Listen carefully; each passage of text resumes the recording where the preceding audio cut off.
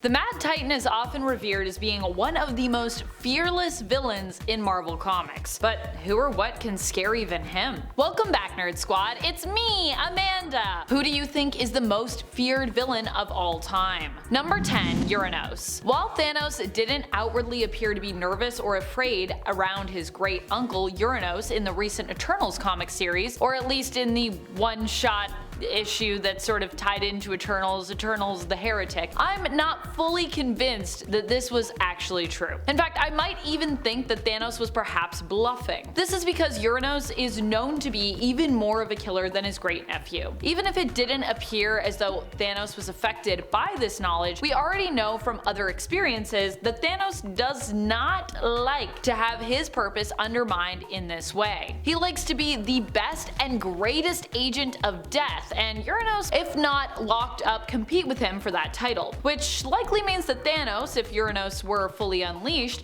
would be afraid and intimidated by him, probably seeking to destroy him eventually. And friends, before we move on to our next spot on this list, if you love this video, if you love when we talk about Thanos, be sure to let us know by giving this video a thumbs up. Number 9, Mephisto. While in Infinity Gauntlet, it seems as though Thanos is actually playing Mephisto for a fool, making him in essence behave like a servant to him. In reality, it kinda seems more likely that Mephisto, in awe of Thanos' power, is actually along for the ride and looking for ways to manipulate him. This wouldn't be the first time Mephisto would do something like this in Thanos' life either. It is also implied in issue number 38 of the current Avengers run that Mephisto actually manipulated Thanos in his past as well, possibly even having a hand in encouraging Kid Thanos to join up with the Masters of Evil and take on the prehistoric Avengers. Also, Mephisto, or the collection of Mephistos, could later make a deal with them. Who knows? I personally think while Thanos might not see the threat that Mephisto is as a villain, that Thanos could fear and perhaps in the future will fear him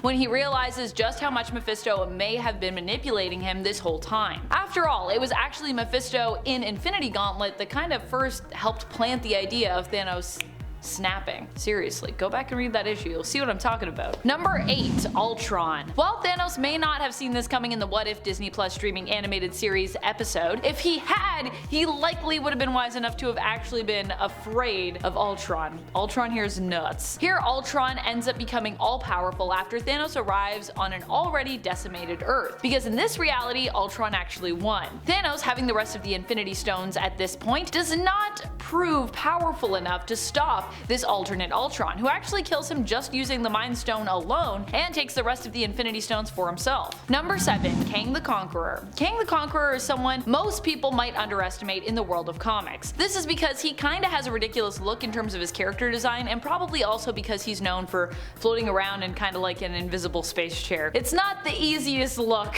to adapt to a modern setting and have it feel, you know, anything but ridiculous. It just kind of, it's a look. However, Kang is also a time-traveling villain and the master of time. We have seen both Thanos and Kang reveal that each is intimidated at times by the other. And I know some people are probably gonna be like, but Amanda, what about the time Kang was like, I literally have been avoiding you in like every timeline? Well, there's another alternate reality where something different happens, okay? While Thanos might pack more of a physical punch, Kang could also probably just erase Thanos from existence if he really wanted to. And in an alternate reality at least, he has defeated Thanos using his power over time to basically turn him to dust. So that's also happened. Really, it could go either way. I'm very interested to see if there will be any interaction between these characters in the MCU. I know Thanos is gone, but what if he came back? I don't know. Number 6, Death. Not really a villain per se, though some could see her as such. Death is still definitely an antagonist at the very least. She is the embodiment of death, and I would say that Thanos both respects and fears her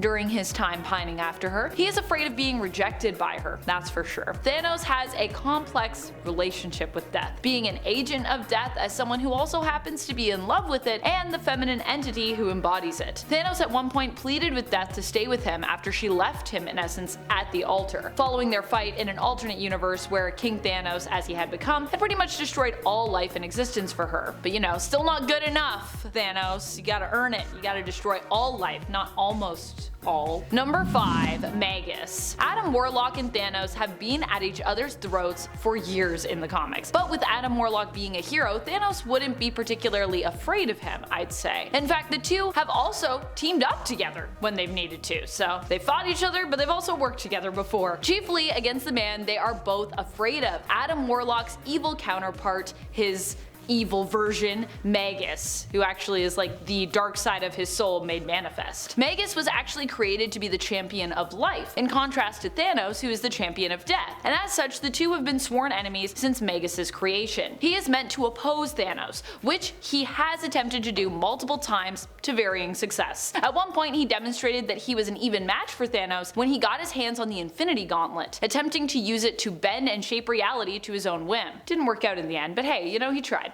Number 4. Dr. Doom. Well, really, God Emperor Doom, but still. Thanos also wasn't really intimidated by this version of Doom, but he should have been. Doom might seem like just a Terran with a big brain and some magic tricks in comparison to Thanos being a cosmic tyrant, but Doom is not to be trifled with, especially when he wields the powers of the Beyonder. Thanos attempted to fight Doom without much fear, and Doom responded by literally obliterating him, turning him to dust and bones with one mighty punch. And you might be wondering if this was some alternate warped Thanos, but no, it wasn't really. This was Thanos of the Black Cabal, who had preserved himself along with his teammates in a life raft so they weren't altered at all during the creation of Doom's battle world in Secret Wars. Now granted, yes, Doom was augmented in terms of his power, but still, if Thanos remembered this moment, I'm sure he'd at least have a bit of fear when facing Doom in the future, because that's pretty wild. Number 3. Rot. Rot was the child of Thanos and Death that came to be after Thanos died, and in his death, he merged with the entity of death. Rot as such was not really a person or corporeal being, but more of an abstract entity made manifest. Rot's power was so great for death and destruction that Death and Thanos themselves were actually forced to confront it, using their power to rip it asunder, when nothing else seemed to be able to harm it. Number 2. The Many-Angled Ones. What is a fate worse than death for Thanos? How about a fate where life and creation win, where death is defeated, so all that is left is untamed, uncontrolled, wild life? That is basically what the Cancerverse is. Although it doesn't have the most appealing name, the Cancerverse is actually known as such thanks to the fact that it came into existence after the original Captain Marvel of an alternate world made a deal with the Many-Angled Ones to rid him of his cancer, basically by defeating death. However, without death to keep it in check, life became twisted and corrupted by how rampant it was. And the Many-Angled Ones were also now able to enter that reality, corrupting it further as they were basically eldritch gods. At one point, the Cancerverse plans to take over the whole multiverse, invading various other universes and sitting on the edge of reality, threatening to bleed into other worlds. Fortunately, Thanos returns to life and ends up manipulating Captain Marvel basically into killing him in the Thanos Imperative, with Marvel making an exception to the rule that nothing can die in their universe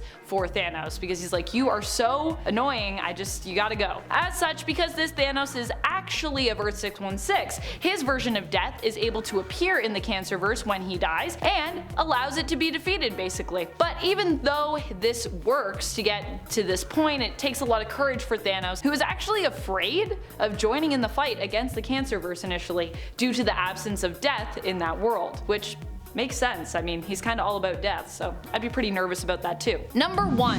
Thane. Thane is Thanos' son, and he definitely feared him because he literally returned to Earth to try and hunt Thane down and destroy him as a result of Thane's potential power surmounting his own. He's afraid that Thane will basically rise up and overtake him and basically end up being a better Thanos, I think. But in the end, this wasn't something that Thanos had to be particularly afraid of, it turned out. Even after Thane became empowered with the Phoenix Force, Thanos still managed to defeat him. And this was also at a point when Thanos himself seemed to be dying at this time in the comics. Thane ended up being stripped of the Phoenix Force and ended up sentenced to suffering a hell-like existence in the God Quarry for the rest of his life. Or, you know, at least until some writer remembers, oh yeah, he's still down in that God Quarry, and decides to get him out of there. Thane was also an Inhuman, and his powers are actually perfect for someone who is known to be Thanos' son. He had a death touch ability that, while untamed, could kill anyone within a certain radius, and he could also trap people in a state of living death through encasing them in amber, which sounds actually worse than dying to me. That's all the time we have for today. Thank you for watching. Till next time, you stay nerdy, YouTube.